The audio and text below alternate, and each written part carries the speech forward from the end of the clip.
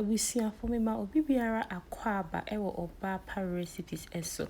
Ene aduane a ya bia no a eye adanko nkwan ane fufu. Me say wundi bi na your first time me say sa recipe I hope say over try. So your foforo so ewo page so a ye ma wo akwaba. Nia me ye ne say me call farm market bi a omoton enam bebre ewo ho. Enti me call na me koto adanko. Ena me ma no eku no na oho no ma me. Enti we nso ye me first time me try adanko nkwan ahwe. Me di nkan ate say wo de ye nkwan kama pa no nso de ede.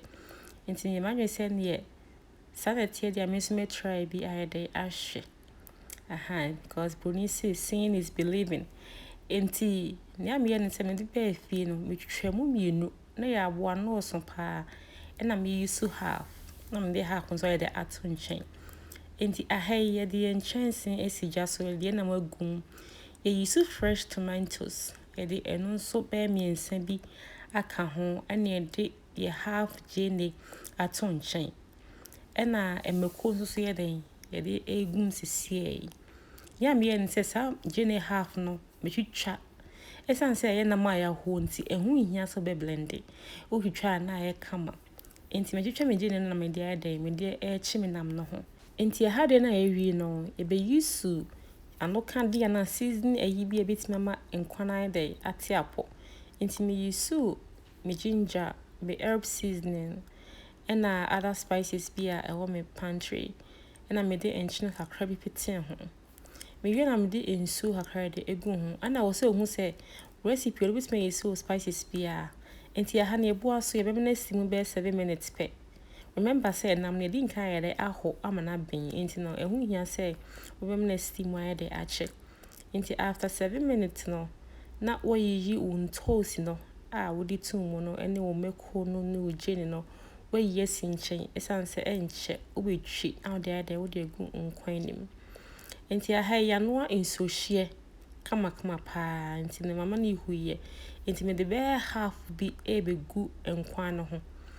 Nti we no wo de be half bi egu ho na amana che na afi de why fast na akọ blend the vegetables no. Nti we blend we na nkwan na de ahase ehu after be 5 minutes binti na wo hwie vegetables na blend na de egu ho. So the be benya very rich and beautiful color na add 1 tablespoon of tomato paste until you are not kataso.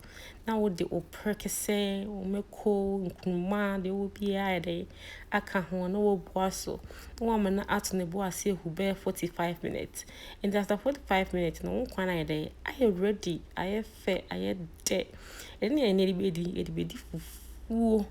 Menken ana body ana fufu bi a obi a betime e wa wo hwe nkwan ni aya akono pa. In fact meni agiye esanse meni se sada nkwan desa me se obi a wodi bibia di ho adanse esanse nkwan no eye kama.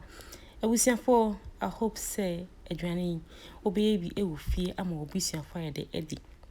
Said the OBAAPA shankontomo na tese lutum se baby ayede wait and so ayede e no ho aba ayenwun kakra. And this is the best time a bit me san kwan ya ma odofo me da obi biara se me da mu nyina ma se da bia mo share video yi ma yen na mo course follow yen enti da se na ye besa ayede e share. I hope on kan obi bia ho ya no ahwe ho si. Bye bye.